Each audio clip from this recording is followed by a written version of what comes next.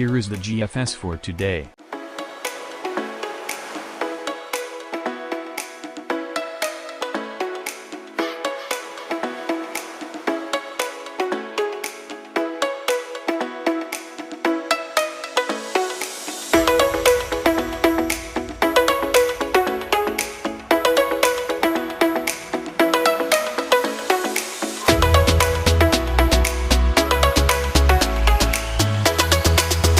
Here is the GFS snowfall.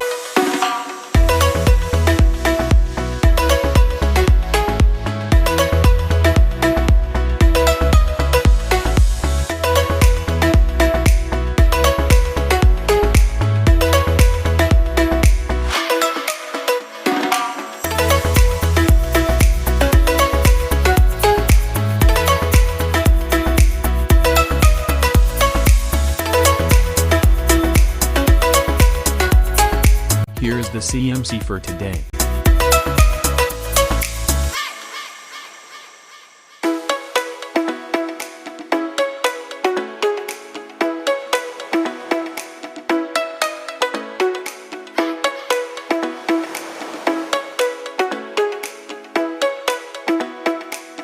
Here is the CMC snowfall.